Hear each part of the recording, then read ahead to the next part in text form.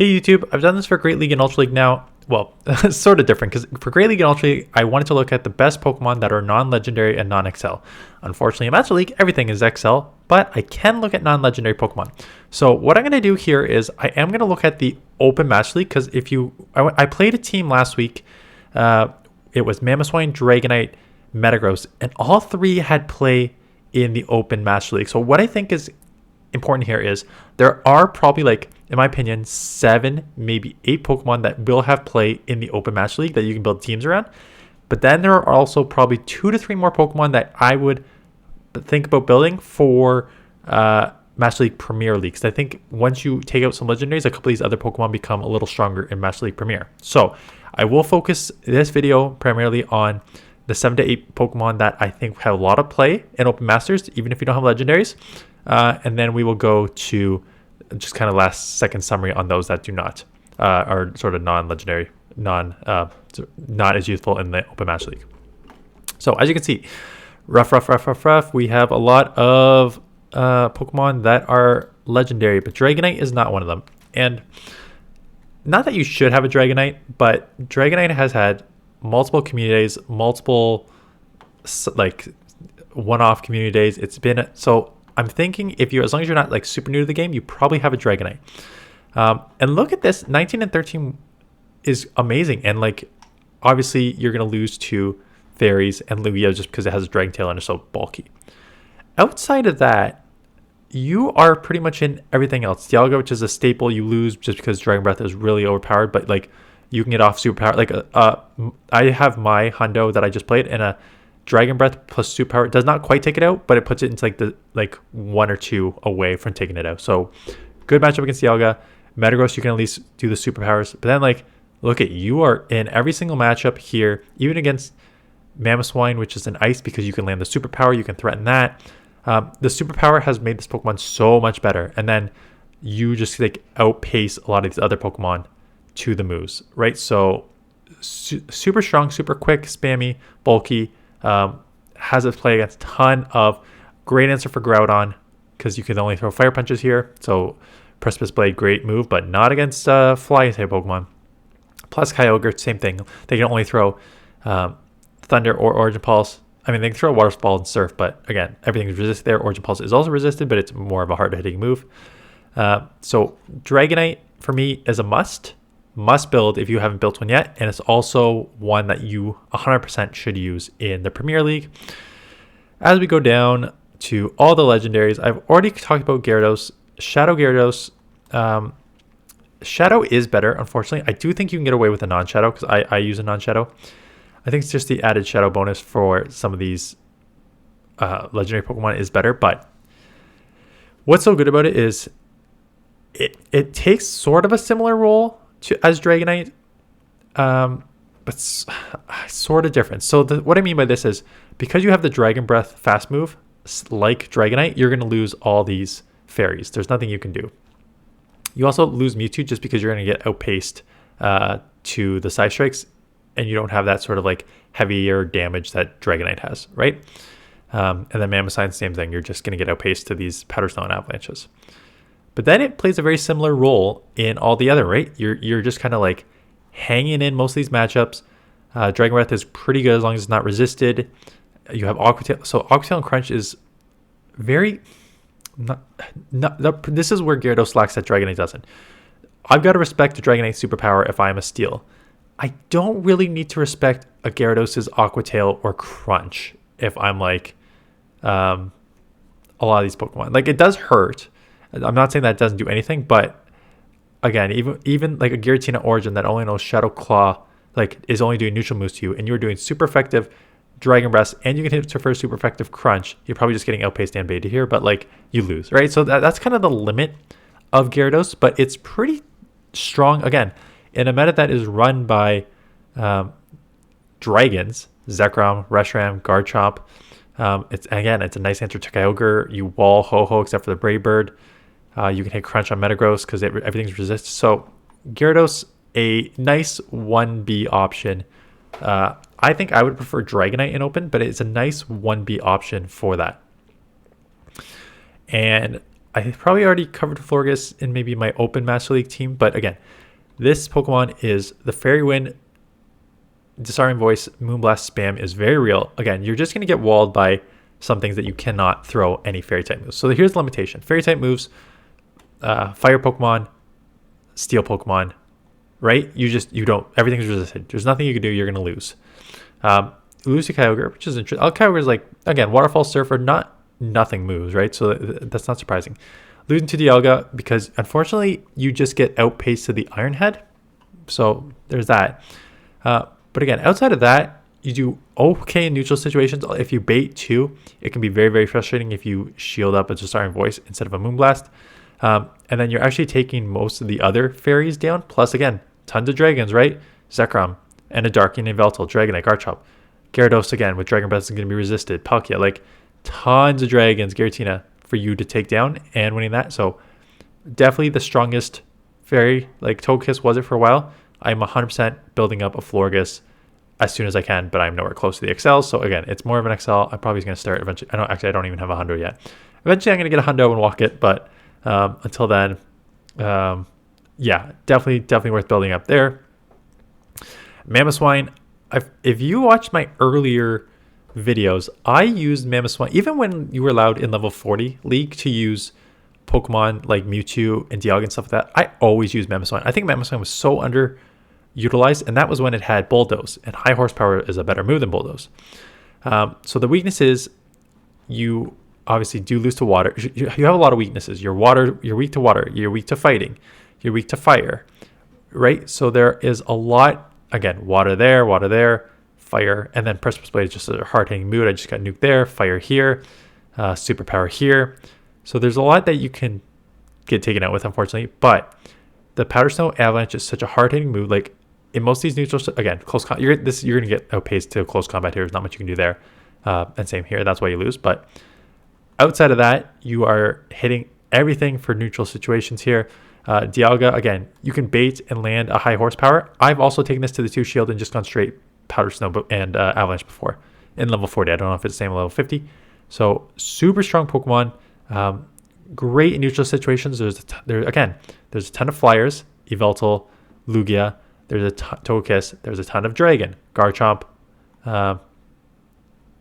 Giratina, stuff like that, right? So super strong Pokemon. Definitely one that I would recommend building up, and one that I've had great success with in open before.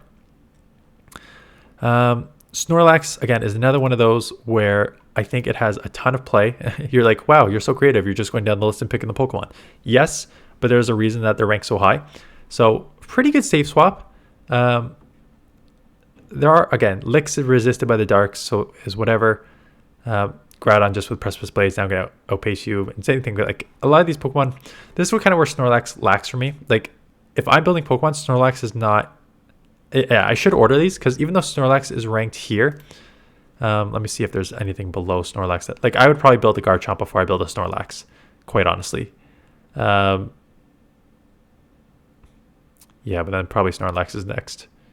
No, I'd probably actually build an Excadrill before I built a Snorlax as well. So although Snorlax is pretty strong, neutral situations, you're just going to spam Body Slam. What is it running? Earthquake or Superpower? Superpower for your steals. Body Slam spam is real. You have good bulk.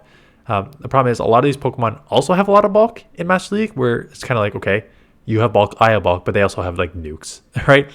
Again, Superpower, you kind of have to respect if you're a steal, but non-stab Superpower is not going to hit you as hard as in a defensive Pokemon as it would like on a Dragonite, right? So I'm more scared of a Dragonite's attack as opposed to Snorlax's attack.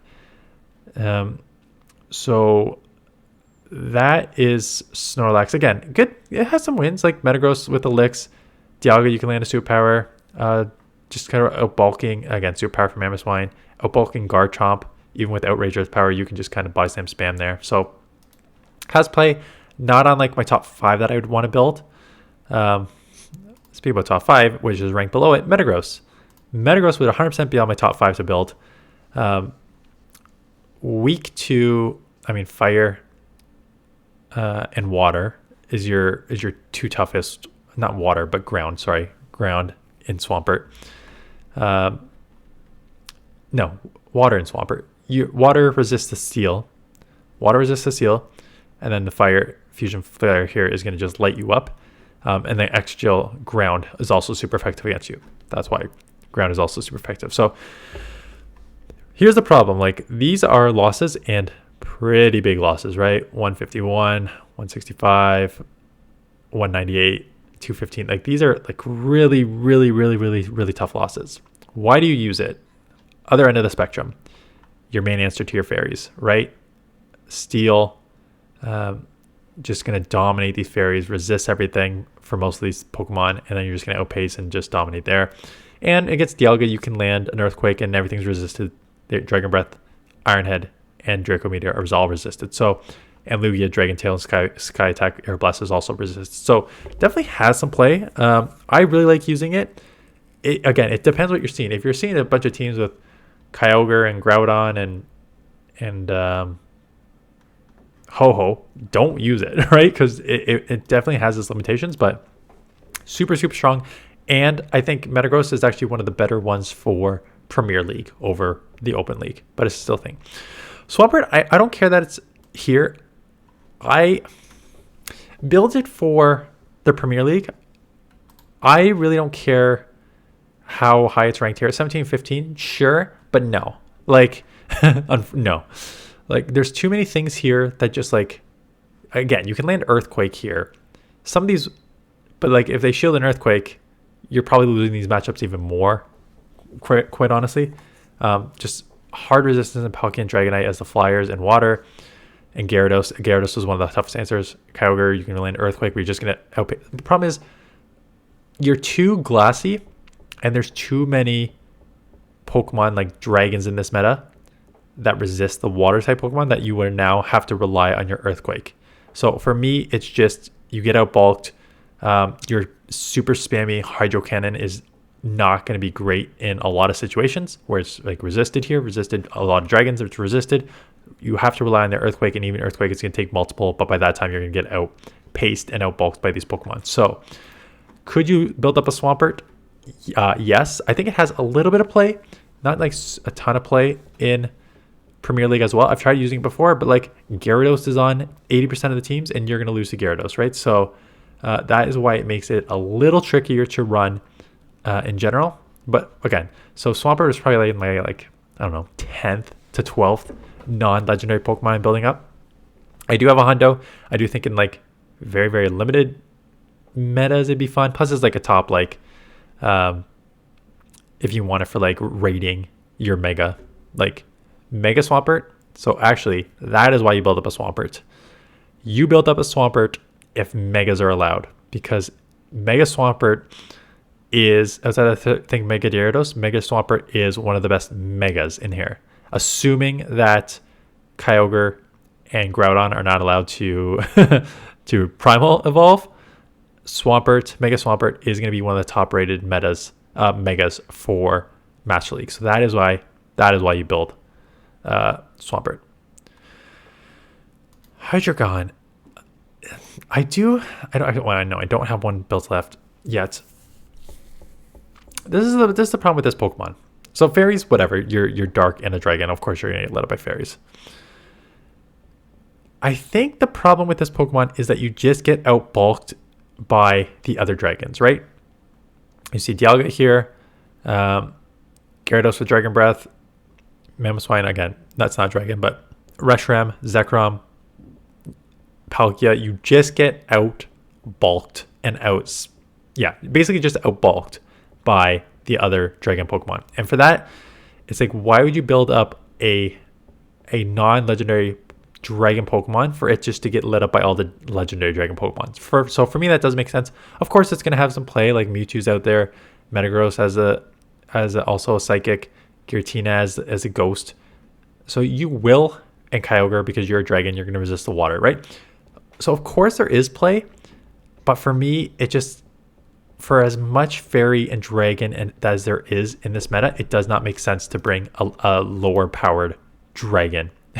why you bring in a knife to a gunfight sort of thing, right? Like it doesn't make any sense. So Hydreigon is not, it's top again. I think it'd be like my top 15 or 20 non-XL Pokemon to build up. I just really don't think there is, because Garchomp is a much better dragon, and this isn't running Mudshot. Again, so if you're running Mudshot, because I wish I could do more than one here, because you can also run Dragon Tail, right? So you probably have to change your fast moves. So let's just look at this. So 12 and 20. I like running this because I'd rather just have two sort of like nukes, because even in these situations that are bad, well, except for Togekiss, like that's Flyers, Flyers are really rough because your fast moves just said Togekiss is really bad because you don't have anything. Dragonite, look at that, 66, brutal. So there are a lot of Pokemon here that are, if you are running a ground type move as a dragon Pokemon, a lot of the other dragons are just going to light you up. But the ground type, having the ability to like charge fast, hit them with an outrage, right? In usual situation, if you're like down shields, 0 shields, you hit them with the outrage. And then the ground type moves are great for all the steals you see. And there are a good amount of steals here, or other Pokemon that are weak to ground. So I think Garchomp, I'll put in Dragon Tail just to see. I think with Dragon Tail, you probably need to run Sand Tomb. So 12 and 20 versus 14 and 18. So that is Dragon Tail, Sand Tomb, Earth Power. What that does is if you run that moveset, you're just going to be much, much worse against fairies, which you're kind of already going to lose against fairies anyways, for the most part.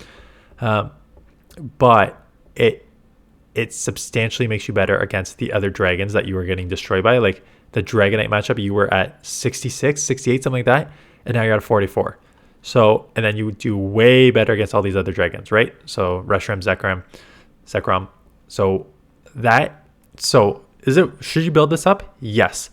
What moveset should you use? Depends how you're team building. Again, I prefer to run the Mudshot, Outrage, Earth Power, but there's definitely play for the Dragon Tail, Mudshot, Earth Power combo as well. I've seen that play multiple times, and even against like resisted stuff, you'd be surprised how fast a resisted Dragon Tail does add up when you've lowered their defense a couple times.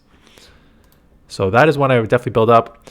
Ursaluna is one of the ones I was talking about, where I think it has way more play in Premier League, but just gets out. Its moveset's just too bad, right? Tackle is just not a good enough moveset for the Open Master League. High Horsepower is great. Thunder Punch is terrible, right?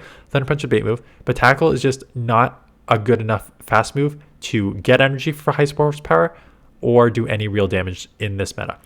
And that's why you have so many of the normal type, like normal, I say normal, but like meta Pokemon in Dragonite, Mamoswine, Dialga, Groudon, Reshiram, Giratina, Palkia, Landorus, Kyogre, Lugia, Mewtwo. Like you're just so many losses against the main meta. Have some wins here, but I gotta imagine that these are probably bait dependent too. Yeah, you're baiting a Thunder Punch and landing a high horsepower. So I've got to imagine in the one shield, if you only had high horsepower and they shield properly, they're going to take you out. What about in the 0 shield? Just going straight high horsepower. So you do get to... No, you still lose because they get to double close combat hit, right? So even some of these wins are kind of fake wins because it will require bait. So I really don't think Ursaluna has a lot of play in the Open Master League. I would much rather keep it for Premier League. And even Premier League, there's a bunch of other Pokemon I would prefer to use. Togekiss, again, Togekiss was one of those that did dominate Master League for so long because there are so many dragons, right? And even though you have a lot of things that resist you, at least for these Pokemon here, you had moves to throw, right? You had Fire, Flamethrower to throw against your Steels. You had Ancient Power to throw against Ho-Oh. You're still losing, but at least you had moves. And then Togekiss could just like kind of shield and do what, right? I just think Florges is better. And again, you're losing your Flamethrower in a couple weeks for Aurora Sphere, right? You're now going to be running Ancient Power Aurora Sphere. But it doesn't change the outcome of the matchups enough, in my opinion, 13-19, to make a substantial difference, right? So honestly, there's so many other better fairies. Again, legendary fairies, Seisha and Xerneas, but also I would much rather have a... even Sylveon's on here. I don't think you should build a Sylveon. I think you should build a... Why is it even on this list? You should build a Florges, in my opinion. I'm going to do 2 more because these 2, again, no, I'm going to do 3 more because Excadrill is way higher on my list than down here. Avalugg is interesting because Avalugg as an Ice-type Pokemon, Powder Snow, Rock Slide, and Blizzard. The problem is I think it's just a worse version of Mamoswine, right? Because I would rather have Mamoswine's Powder Snow. Avalanche hits way quicker than Blizzard, so you have a super hard-hitting move. And then Rock Slide is okay for, but like, if you're weak to Rock Slide, you're probably also weak to, I mean, it's not this, unless you're like a fire, like Ho-Oh. All other flyers are going to be weak to Avalanche too. So I would rather just have Powder Snow, Avalanche, and high horsepower that can hit the steels as opposed to this moveset here. And that's where I think you're going to see some of your losses against like your Melmetals, your like even Groudon, like the other Pokemon, at least with that, you can hit like faster with the Avalanches. Kyogre, you're going to lose anyways. Does have some good play though. Like it's got some good wins against flyers, stuff like that. Like this again. So like you do way better against Ho-Oh than you would. Are you half rock here? You are half rock, right? So that neutralizes the fire. Does that neutralize the fire? Why don't we just go right here to see? Yeah, it neutralizes the fire. So you still have a ton of weaknesses. Double weak to fighting, double weak to steel. So Iron Heads are going to take you out very easy. Not a ton of grass here. The rock typing adds a ground weakness. Right, and the rock typing also adds a water weakness. So you pick up a lot of weaknesses in there with that secondary typing.